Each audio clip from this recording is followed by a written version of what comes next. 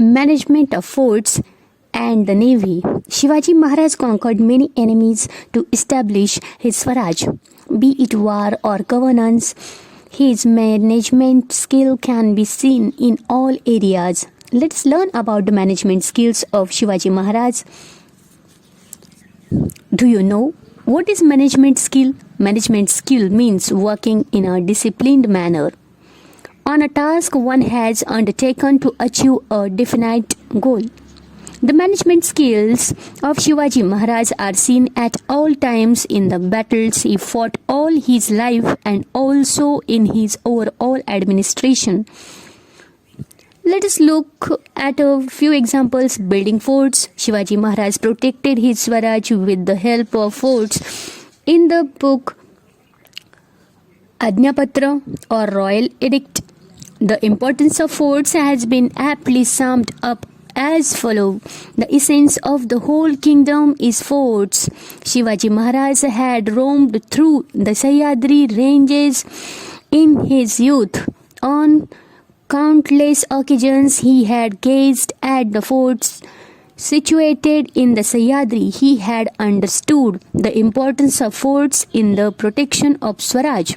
Shivaji Maharaj built all three types of forts: forest forts, hill forts and sea forts. A sea fort is also known as Janjira.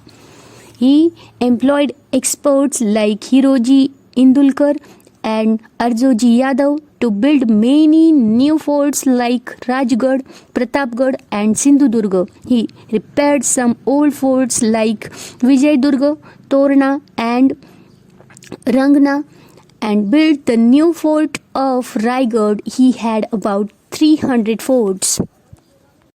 It is believed that the book Ajnapatra was written by Ramchandra Pant Amatya at the order of Chhatrapati Rajaram Maharaj, the younger son of Shivaji Maharaj. Management of forts. Shivaji Maharaj had made definite arrangements for the protection of forts.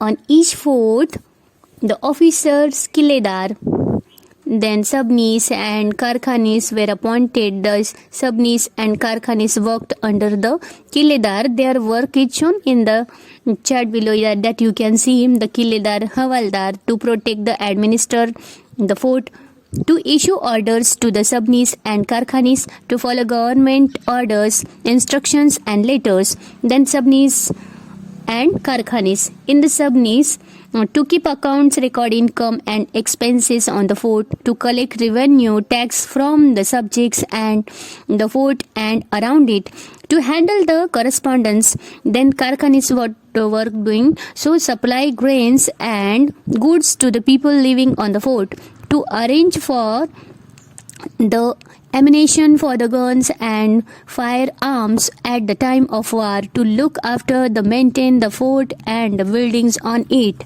Then gun and ammunition. At the time of Shivaji Maharaj, gun cannons of various sizes were used to protect and forts from the enemy. The guns were placed on the bastions and fortifications of the fort. Some forts like Purandar and Bhimgarh had provisions for making guns. Guns were made from metals like iron, brass, copper, etc. In the rainy season, the guns were given a wax coating to prevent rusting. Iron and stone cannonballs and canister shots were fired at the enemy from the guns. To fire the shots at explosive mixture was used. Now the navy. A navy consists of warships. The English, the Portuguese, the Siddhis and the Dutch had a strong naval force. Some of these people used to plunder the villages on the sea coast and torture the villagers. Shivaji Maharaj created an independent navy to permanently subdue these enemies on the sea. Shivaji Maharaj raised several dockyards to build ships to various sizes. He gained control over old sea forts by winning them in battles. He repaired sea forts like Suvarnadurga and Vijayadurga. He built a new sea fort called Sindhudurga on the Kurte Island near Malwan. He also built the fort of Khandiri near Mumbai. The Swaraj Navy included people belonging to various seafaring communities like Koli, Bhandari and Agari.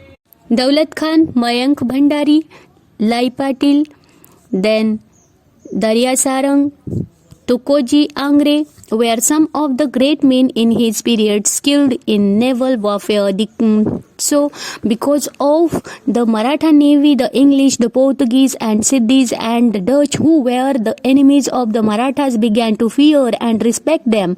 Their nuisance of Swaraj was reduced by raising an independent and strong navy. Shivaji Maharaj defined his territorial waters and established domination over the coastal area. He safeguarded his sea coast. This navy was the first of its kind in medieval India.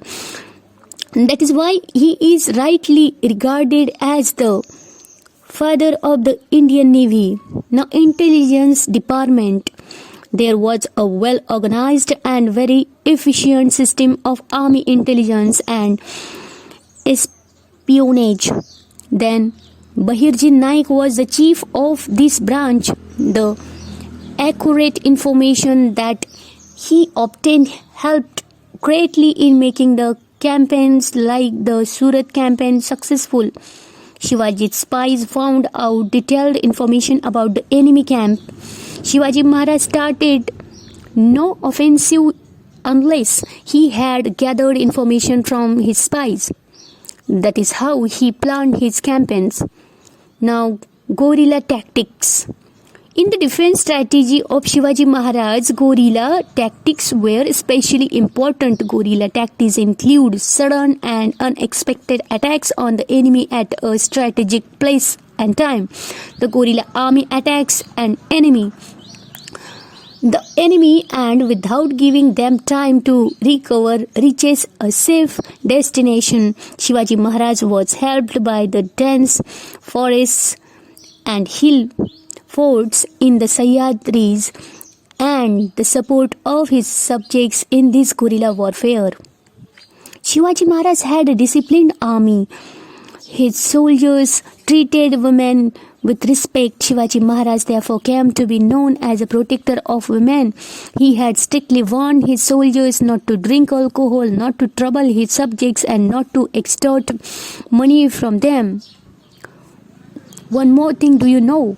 A few of the associates of Shivaji Maharaj, Khandoji Jedhe, Veer Baji, Pasalkar, then Firangoji Narsala, then Pratap Rao Gujar, Siddhoji Nimbalkar and Siddhi Hilal. These are the few but very faithful associates of Shivaji Maharaj.